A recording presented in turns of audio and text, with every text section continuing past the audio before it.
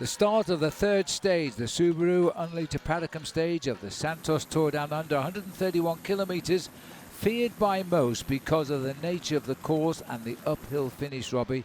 6 kilometres neutralised, the race on now. As soon as race director Mike Turter pulled in the flag and released them, it was Guillaume Boivin from the Israel Startup Nation team.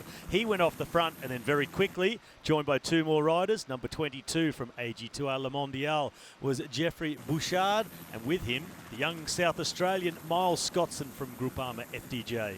With Mount Lofty in the background, the race was very much underway, but the peloton were more concerned with what came at the end of the stage. The ochre jersey worn on the shoulders of the sprinter, Caleb Ewan. He wouldn't be in the lead by the end of this day. Well, out the front, Boivin was having some bike problems, so his team mechanic was trying to rectify that. Problem with the saddle, push him off, get going again. Not fixed yet. He tried to do it himself with the Allen keys, and in the end he said, you know what's best? Just give me a new bike. That's how easy it is to be a pro on the World Tour. The two riders up front slowed down to let him back. They need all the energy they could find. And the scars on the countryside of the Adelaide Hills, the tragic bushfires, which are now thankfully out, and the Adelaide Hills very much open now for business. Through Loberthal, with the peloton still chasing 3.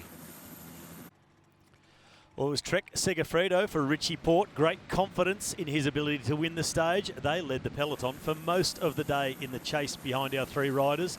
4 minutes 10 was their maximum advantage. But as the race wound its way through the Adelaide Hills, Mitchelton Scott, they joined the chase and the gap started to come down.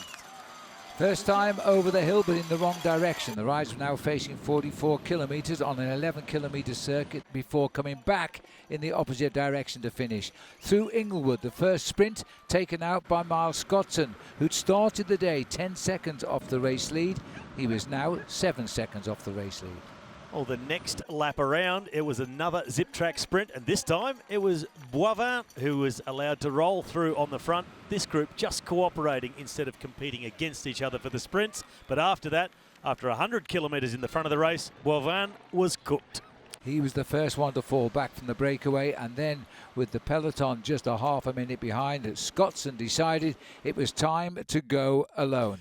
And look at this, Phil, on the right of screen. That is Jay McCarthy, the Australian, 70 kilometres an hour. And he took a tumble.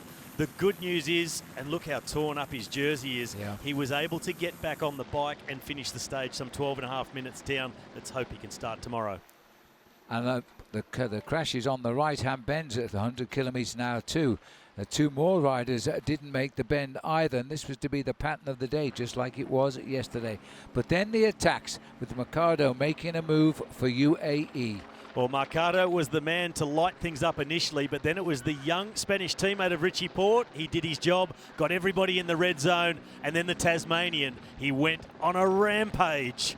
This was the ride to the finishing line now, and the Tasmanian has this incredible jump on the field. Ineos tried to contain him, they could not do it, so he had to go it alone to the cheers of the crowd. First over the top of Torrens Hill, but on this stage it's not the top of the climb. Richie Porte was now racing for gold, a 10-second bonus and a certain ochre jersey. He was back in the fight. Richie Porte punches the air and looks back to see the gap.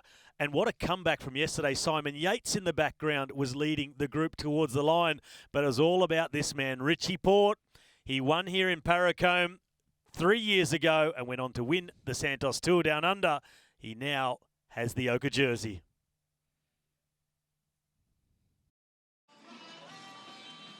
Well done, man. Well done.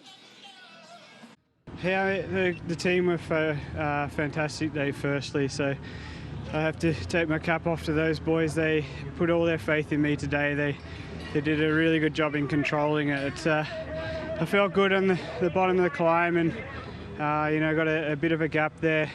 My neo-professional teammate Juan Lopez was really good, and it was a shame it was such a headwind there in the finals. I think we could have done some real damage. Perhaps it was better for the race it wasn't. Richie Porte now the third leader of this tour in as many days, but he'd be difficult to move. He leads Daryl Impey now by 6 seconds and Robert Power, another Australian, by 9 seconds.